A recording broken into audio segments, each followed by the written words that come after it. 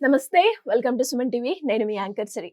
Right now నేనైతే Sridhar CC ఇన్‌స్టిట్యూషన్‌లో ఉన్నాను. రీసెంట్‌గానే మనందరికి కూడా తెలుసు ఎస్‌బీఐ క్లర్క్ ప్రిలిమ్స్ రిజల్ట్స్ అయితే రావడం జరిగింది. అండ్ నెక్స్ట్ మెయిన్స్‌కి ఎవరైతే ప్రిపేర్ అవుతున్నారో వాళ్ళు ఎలాంటి జాగ్రత్తలు పాటించాలి, వీటి గురించి క్లియర్‌గా ఇన్ఫర్మేషన్ ఇవ్వడానికి మనతో పాటు ఉన్నారు శ్రీధర్ గారు. అడిగి తెలుసుకునే ప్రయత్నం చేద్దాం. నమస్కారం సార్. నమస్తే అమ్మా. Sir congratulations sir. Thank you. And ఎంతో మంది స్టూడెంట్స్ కూడా శ్రీధర్ సిసి ఇన్‌స్టిట్యూషన్ నుంచి బయటకు వచ్చి గవర్నమెంట్ జాబ్‌లు కొట్టిన వాళ్ళు చాలా మంది ఉన్నారు. సో మరి ఎస్‌బీఐ క్లర్క్ ప్రిలిమ్స్ ఎంతమంది క్వాలిఫై అయ్యారు సార్ ఇప్పటి వరకు? మనకి ఈ సంవత్సరం వచ్చినటువంటి SBI clerk result 12,969. All over మొత్తం కాదు ఆల్మోస్ట్ 28 స్టేట్లు ఉన్నాయి మనకి. 28లో 26 కవర్ చేశాము. 8 యూనియన్ టెరిటరీస్ ఉన్నాయి. 4 యూనియన్ టెరిటరీస్ మిస్ అయినాయి. అంటే మొత్తం ఇండియాలో ఉన్నటువంటి రాష్ట్రాలు యూనియన్ టెరిటరీలు అన్ని కలుపుకుంటే దాంట్లో మనము out of 36 we missed only 6. Super sir. అంటే ఒకసారి లాస్ట్ ఇయర్ ఎలా ఉంది సార్ దీన్ని? లాస్ట్ ఇయర్ వచ్చింది 1111. ఇట్స్ అ ఫ్యాన్సీ నెంబర్ చూడటానికి. రైట్. అయితే లాస్ట్ ఇయర్కి డిఫరెన్స్ ఏంటంటే లాస్ట్ ఇయర్ ఉన్న వేకెన్సీలు 13,000 ఆర్డ్. ఓకే. బట్ ఈ ఇయర్ వచ్చిన వేకెన్సీలు 5,000 ఆర్డే. సో వేకెన్సీస్ ఆల్మోస్ట్ 40 to 50% పైన తగ్గిపోయినాయి అమ్మా. తగ్గినా కూడా మన రిజల్ట్ పెరిగింది. సో నెక్స్ట్ మీరు అడిగినటువంటి క్వశ్చన్ యాక్చువల్గా స్టూడెంట్స్కి బాగా అవసరమైనటువంటి క్వశ్చన్. ప్రిలిమ్స్ స్ట్రాటజీ వేరు, మెయిన్ స్ట్రాటజీ వేరు. ప్రిలిమ్స్ వచ్చేటప్పటికి స్పీడ్ టెస్ట్. అంటే ఆ కట్ ఆఫ్ మార్క్ వచ్చేటప్పటికి 60%, 70%, 80% రేంజ్లో కూడా ఉంటుంది. కానీ మెయిన్స్కి వచ్చేటప్పటికి కట్ ఆఫ్లు తక్కువ ఉంటాయి అమ్మా. సో ఎక్కువ ఫోకస్ చేయాల్సింది ఏంటంటే స్టూడెంట్స్ ఏ సెక్షన్లో అయినా సరే యాక్యురసీ మెయింటైన్ చేయాలి. అంటే ఎన్ని పెట్టాము అనేది కాదు, పెట్టిన వాటిల్లో 100% కరెక్ట్ అయ్యే విధంగా ప్లాన్ చేసుకోవాలి. అంటే 100% కరెక్ట్ అయితే దాంట్లో జరిగేది ఏంటంటే అమ్మా, అడ్వాంటేజ్ ఏంటంటే ఈ యాక్యురసీకి మార్కులు యాడ్ అవుతాయి. అంటే ఫర్ ఎగ్జాంపుల్ మనం 20 బిట్స్ పెట్టాము, 20కి 20 కరెక్ట్ అయినాయి అనుకోండి అమ్మా, రౌండ్ అబౌట్ 24 మార్క్స్ వస్తాయి మనకి. అదే నేను 25 పెట్టాను, 25లో నాకు 5 తప్పులు అయినాయి అనుకోండి అమ్మా, అంటే నాకు 20 కరెక్ట్ అయినట్టు. 20 కరెక్ట్ అయ్యి ప్రతి బిట్కి 1.25 చొప్పున 1.25 తగ్గితే నాకు వచ్చే మార్కులు 18.75. అదే మీరు 20 పెట్టి 20నే కరెక్ట్ అయినాయి అనుకోండి అమ్మా, మీకు వచ్చే మార్కులు 24 వస్తాయి. అంటే పిల్లలందరికీ తెలియని విషయం ఏంటంటే యాక్యురసీ మీద ఫోకస్ పెట్టాలి. అంటే కొన్ని సబ్జెక్టులు యాక్యురసీ మీద ఫోకస్ పెట్టలేము. ఇప్పుడు ఫర్ ఎగ్జాంపుల్ ఇంగ్లీష్ ఉంది అనుకోండి అమ్మా, ప్రతి ఆన్సర్ కరెక్టే అనిపిస్తుంది కాబట్టి దానికి మనం ఏం చేయలేము. అలానే జిఎస్ అంటే కరెంట్ అఫైర్స్, ఈ జనరల్ సైన్స్, వాటిల్లో కూడా మనం పెట్టిన ప్రతి ఆన్సర్ కరెక్ట్ అనుకునే పెడతాము. కానీ రీజనింగ్, అర్థమెటిక్లో ఈ రెండిట్లో కూడా 100% అంటే చెప్పి లేచి రావాలనే మాట మాట్లాడతానేనంటే ఎగ్జామ్లో మనం ఎన్ని బిట్లు మనకి రిజల్ట్ వచ్చాక ఎన్ని వచ్చినాయో చూసుకోవటం కాదు, నాకు ఇన్ని వస్తాయి చూసుకోండి, ఆ కాన్ఫిడెంట్గా చెప్పి లేచి వచ్చే పరిస్థితి కావాలమ్మా.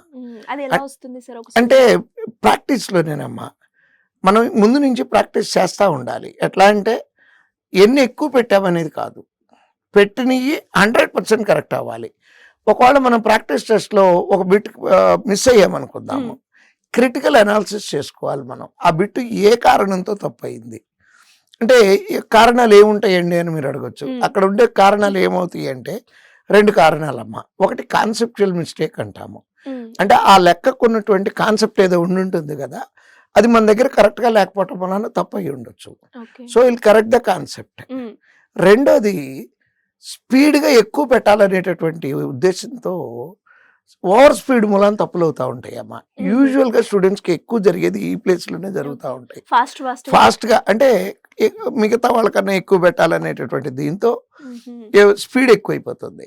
సో స్పీడ్ మూలాన తప్పు అయింది అనుకోండి అమ్మా, గుర్తుపెట్టుకోవాలి మనం ఏంటంటే, ఇట్లాంటి లెక్క నేను చేస్తున్నప్పుడు స్పీడ్ ఎక్కువైతే నాకు తప్పులు అవుతున్నాయి కాబట్టి జాగ్రత్తగా 1 సెకండ్ లేట్ అయినా పర్లేదు కానీ కరెక్ట్గా పెట్టాలని స్లో డౌన్ చేసుకొని, అంటే మనకి ఎక్కడెక్కడైతే తప్పులు అవుతున్నాయి అనేది పాస్ట్ నాలెడ్జ్ ఉందో, అంటే ఇంతకుముందు ఎగ్జామ్స్లో ఎక్కడెక్కడైతే తప్పులు అయినాయి అని మనం అనుకున్నామో అట్లాంటి లెక్కలు వచ్చినప్పుడు కొంచెం స్లో చేసుకొని చేయాలి. Um, next last 4-5 years cut off మార్కులు కూడా చెక్ చేసుకోవాలమ్మా వాళ్ళు. ఉమ్హు, అంటే నా టార్గెట్ ఎంత, నేను ఏ స్టేట్కి అప్లై చేశాను. అంటే నేను ప్రతి వీడియోలో ఇదే చెప్తే విసుగ్గా అనిపిస్తుందేమో కానీ మోస్ట్ ఇంపార్టెంట్ పాయింట్ అమ్మా ప్రతి ఎగ్జామ్కి కూడా ఇది. ఉమ్, మనం ఏ స్టేట్కి అప్లై చేసాం. ఫర్ ఎగ్జాంపుల్ నేను ఏపీకి అప్లై చేశాను అనుకోండి, నా కేటగిరీ జనరల్ కేటగిరీ అనుకోండి.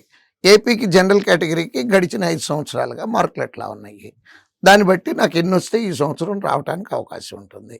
సో అది టార్గెట్ పెట్టుకొని ఎగ్జామ్ రాయాలి. అంతేగాని ఉన్న 200 బిట్లు పెట్టేద్దాం అనుకొని 200కి 200 పెట్టామనుకోండి అమ్మా, తప్పులు ఎక్కువైపోతాయి. అది కొంచెం కాషియస్గా ఉండాలి. నెక్స్ట్ ఇంకో ప్రాబ్లం ఏంటంటే పిల్లలకి ఉమ్, ఆ mock test full length mock test రాయాలి. అంటే ఆ 2 గంటల 40 నిమిషాలు అలా కూర్చొని ఎగ్జామ్ రాయటం కూడా ఒక ఆర్ట్ అమ్మ.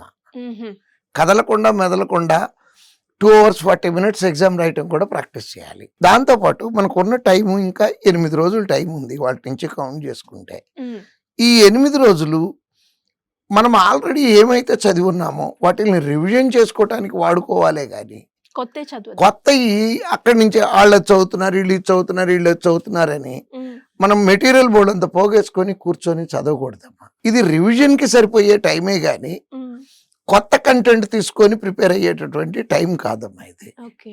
సో ఈ జాగ్రత్తలన్నీ తీసుకుంటే సక్సెస్ అవటం చాలా తేలిక అవుతుందమ్మా. సరే, మీరు అన్నట్టుగానే ఇప్పుడు ఏ డేట్స్ అనేది చాలా క్రూషియల్. సో రివిజన్ చేయాలి అని చెప్పారు, దాంతో పాటు ఇంకేం చేయాలి అంటారు? అంటే రివిజన్ చేసే సబ్జెక్టు ఒక జనరల్ స్టడీస్, జనరల్ నాలెడ్జ్ అయినమ్మా. ఉమ్, జనరల్ నాలెడ్జ్ రివిజన్ చేస్తూ కనీసం ప్రతిరోజు ఒక ఫుల్ లెంగ్త్ మాక్ టెస్ట్ రాయాలి. ఉమ్, 8 రోజులు రాస్తే అక్కడ కూర్చొని రాసే అలవాటు అనేది వస్తుంది. ఉమ్, ఒక్కోసారి ఏమవుతుందంటే అమ్మ, అన్నిటికన్నా బాగా ప్రాబ్లమాటిక్ థింగ్ ఏంటంటే పేపర్ కొంచెం టఫ్గా వచ్చింది అనుకోండి, ప్యానిక్ అయిపోతూ ఉంటారు. True sir. ఎలా ప్యానిక్ అవుతారంటే పిల్లలు, ఫస్ట్ క్వశ్చన్ రాలేదు నాకు, రెండోది రాలేదు, మూడోది రాలేదు, అమ్మో 3 క్వశ్చన్లు చదివితే 3 రాలేదు నాకు అంటే నాకు ఇంకేమి రావనుకుంటారు. బట్ వెనకాల ఉన్న 47 వాడుకోవచ్చు. ఆ కాన్ఫిడెన్స్ పోగొట్టుకోకూడదమ్మా ఎగ్జామ్ రాసే టైంలో. నెక్స్ట్ ఇంకొక అతిపెద్ద తప్పు ఏంటంటే ఉమ్, సీక్వెన్షియల్ సొల్యూషన్ అనేది ఒకటి చేస్తారమ్మా. అంటే దాని మీనింగ్ ఏంటంటే ఉమ్, చిన్నప్పటి నుంచి మనకి స్కూల్లో కాలేజీలో అలవాటు చేసినటువంటిది. ఫస్ట్ క్వశ్చన్ రాశాక 2వ క్వశ్చన్ ఆన్సర్ చేయాలి, 2వది రాశాక 3వది ఆన్సర్ చేయాలి, 3వది ఆన్సర్ చేశాక 4వది, ఇట్లా వరుసలో అలవాటు చేస్తారు. ఒకవేళ ఎప్పుడైనా ఏదైనా రాలేదనుకోండి, టీచర్ మనకి ఏం చెప్పారంటే గుర్తెచ్చుకునేదాకా ఆగండి కాసేపు, ఉమ్, ఆగి గుర్తెచ్చుకొని ఆ లెక్క చేసి తర్వాతకి వెళ్ళండి అన్నారు. కానీ ఇక్కడ చేయకూడదమ్మా. ఉమ్హు, ఎందుకంటే టైం బాగా వాల్యుబుల్, టైం సరిపోదు మనకి. అందుకని సీక్వెన్షియల్ సొల్యూషన్ కాకుండా ఎక్కడైనా ఒక బిట్ మనకు వచ్చు, 2 కేటగిరీలు రాదు, రాంది ఎడితిరిగి వదిలేసి వెళ్ళిపోవాలి. పోరాటం అయితే చేయకూడదు, ఫైట్ చేయకూడదు. లెక్కతో ఎగ్జామ్లో కూర్చొని ఉన్న టైంలో ఫైట్ చేయకూడదు. అది ఫస్ట్ది. రెండోది ఏంటంటే ఈ